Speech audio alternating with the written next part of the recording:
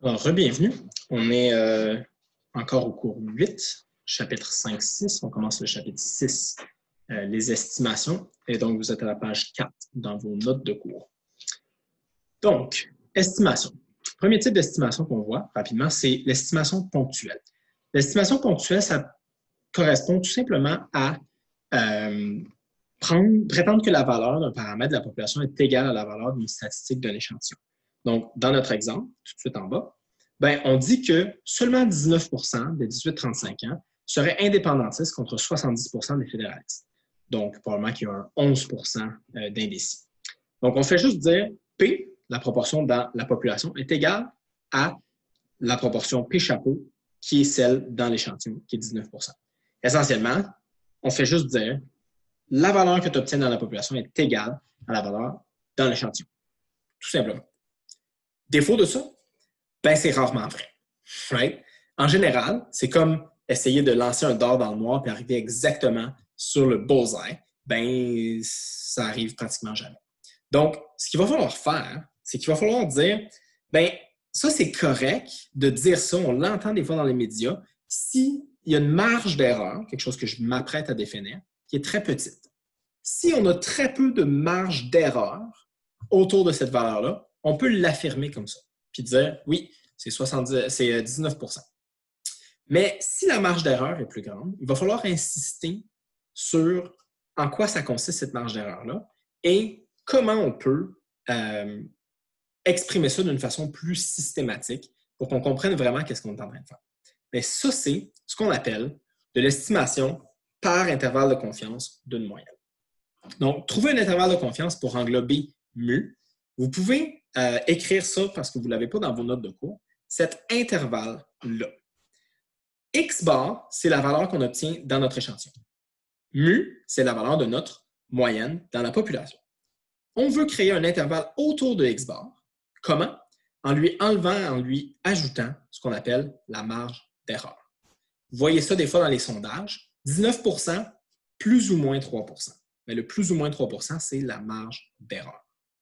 Et là, bien, ce qui nous intéresse, c'est trouver c'est quoi ce E-là, qu'on va exprimer comme étant l'écart maximal entre X bar et mu pour un certain pourcentage de confiance. Qu'est-ce que ça veut dire ça? Ça veut dire qu'on n'est jamais 100% certain que la valeur mu va se trouver dans cet intervalle-là. Mais on peut être très proche d'être 100% certain, genre 99, genre 95%. Et on va définir qu'est-ce que ça veut dire ça.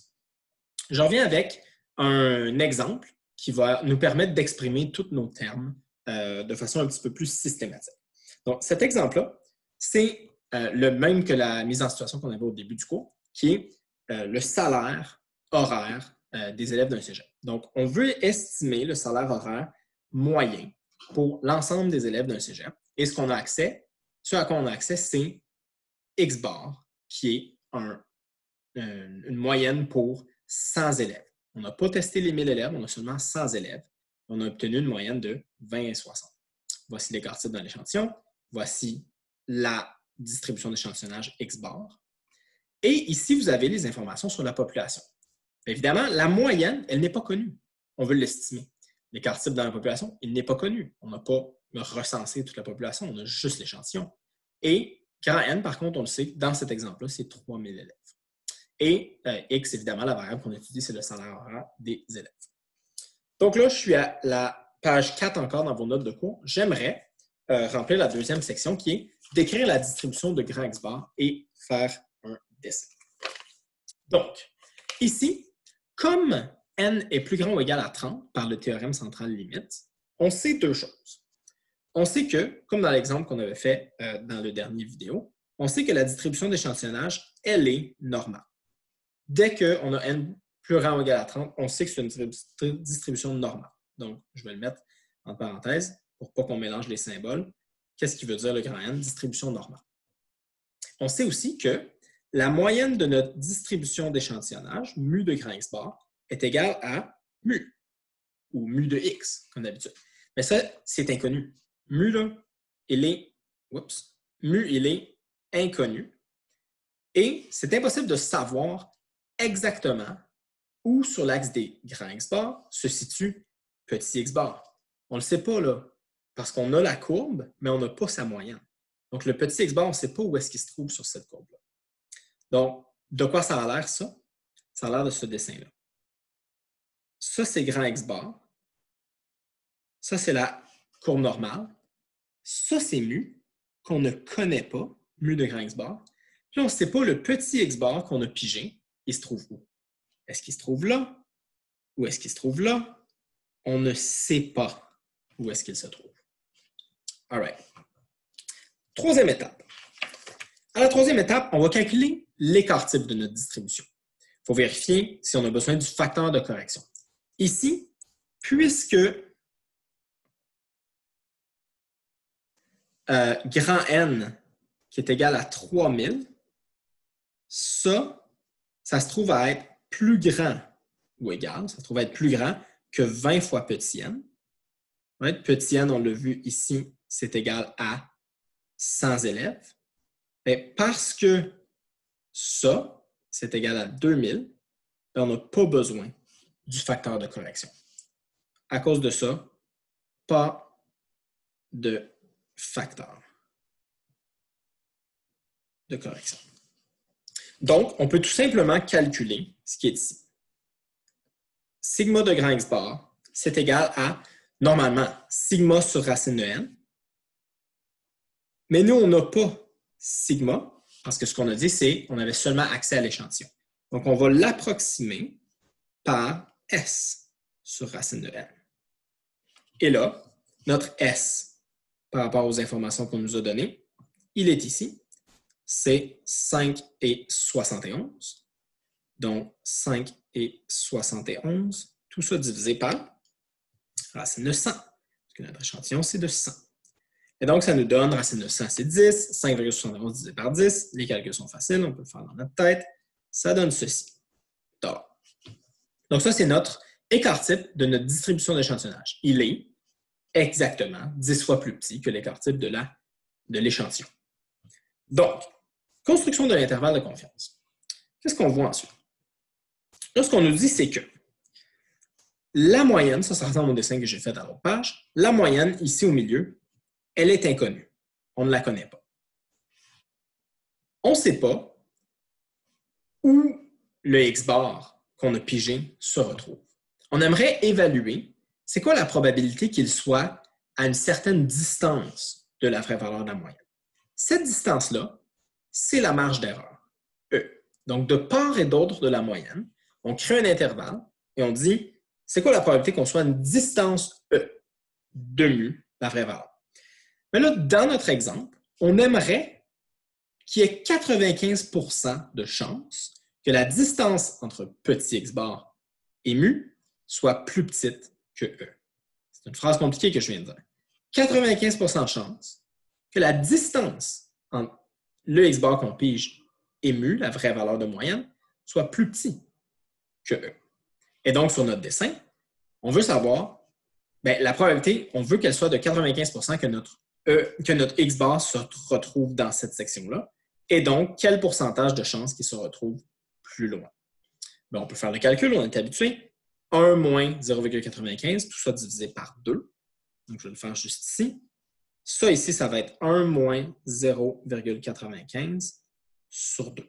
Et ça va donner, pour chaque extrémité, 0,025. Et donc, ça aussi, c'est 0,025 ou 2,5%. Si on veut un pourcentage, moi, je ne travaille pas beaucoup en pourcentage.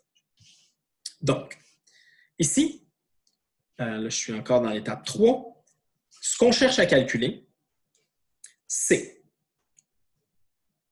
on nous a dit que ça allait être 0,95 et ça se trouve à être la probabilité que la cote Z qu'on cherche soit entre deux valeurs symétriques. Selon notre dessin, ces deux valeurs-là symétriques de cote Z étaient Z1 et moins Z1, parce que c'est symétrique de part et d'autre.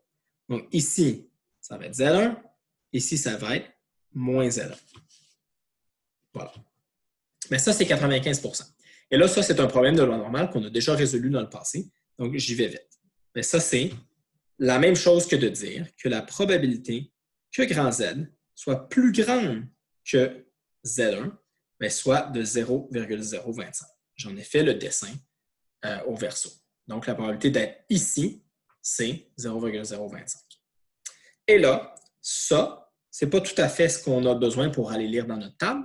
Il faut tout simplement le changer en plus petit que Z1. Donc, plus petit que Z1, ça va être 1 moins 0,025 qui donne 0,975. Voilà. Bien, ça nous donne quoi comme valeur de Z1? Il faut aller le voir dans la table. Donc, on va voir 0,975, c'est proche de quelle valeur?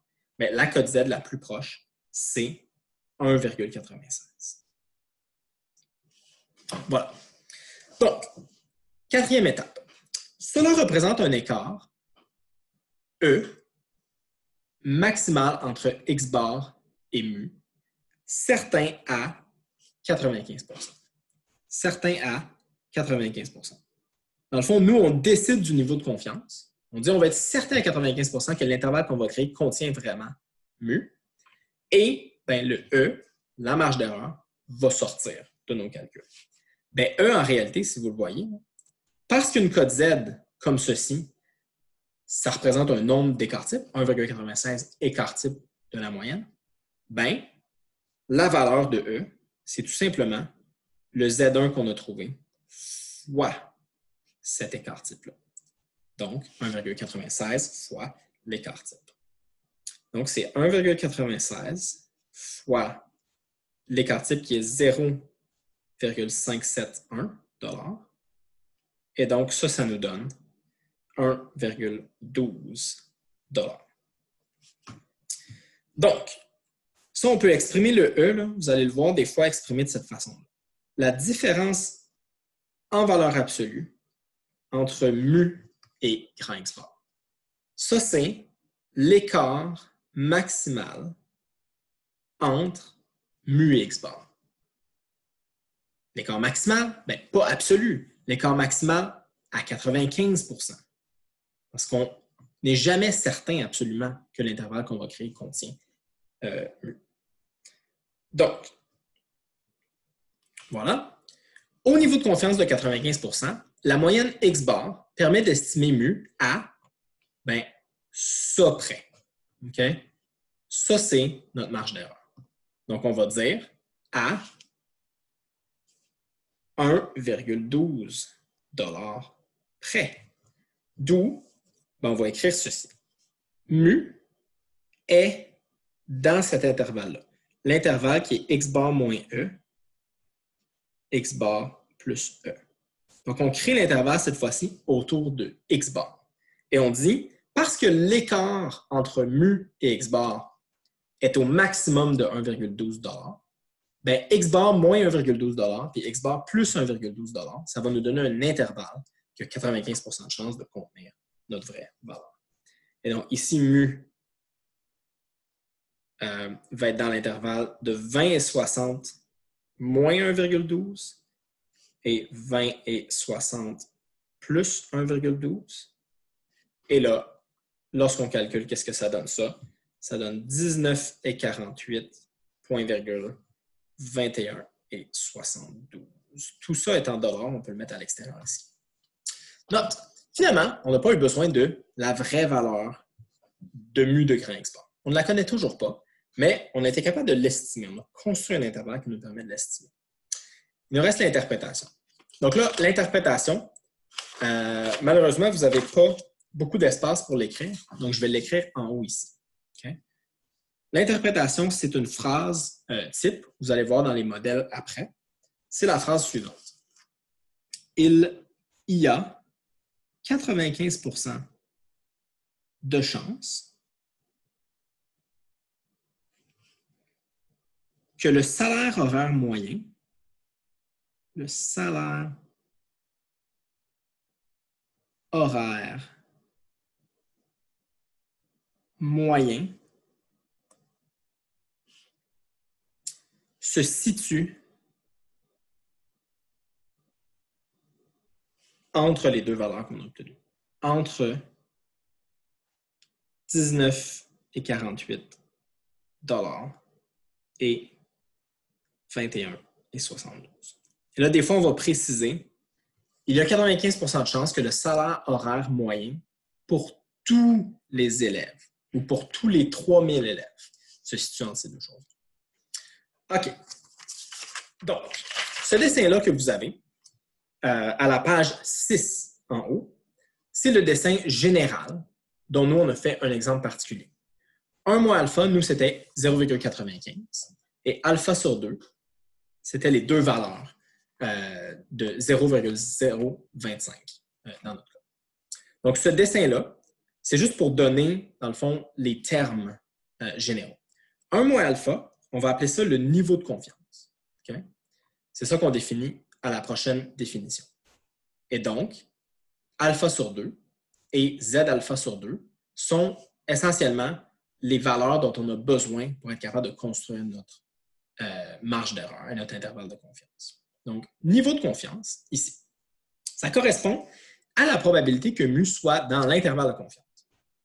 Donc, les niveaux qu'on va utiliser en général, là, ça va être des valeurs comme 90 95 99 en fonction de la situation qu'on a. Terminologie. Bien, le seuil de signification, c'est le fameux alpha qui est ici.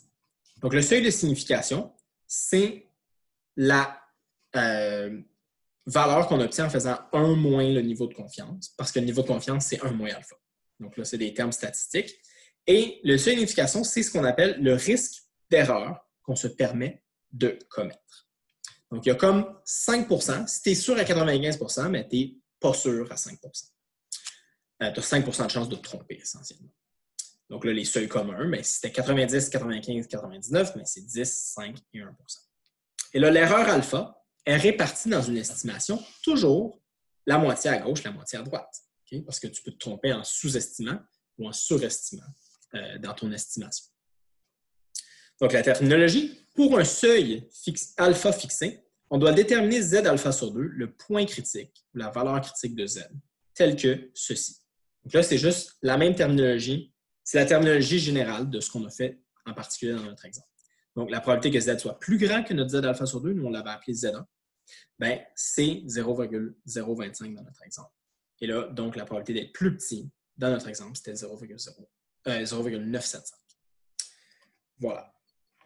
Donc, définition, j'en ai déjà parlé, mais la marge d'erreur associée au niveau de confiance considéré est l'écart maximal E qu'on calcule ainsi. Donc, dans notre exemple, on a dit la cote Z fois l'écart type va nous donner la marge d'erreur maximale. Et donc, c'est la différence entre X bar et mu, certain à 95 La différence maximale, certain à 95 Donc là, vous avez, pour terminer notre vidéo, une feuille résumée qui est à la page 7 dans vos notes de cours. Donc, vous avez pour la moyenne, c'est ce qu'on vient de faire, en haut de la page 7, et en bas, vous avez l'estimation pour une proportion qu'on va faire plus tard. Donc, vous suivez ces étapes-là, c'est les mêmes 6 étapes que j'ai faites dans mon exemple. Et là, dans la prochaine vidéo, on va faire un exemple complet de ça.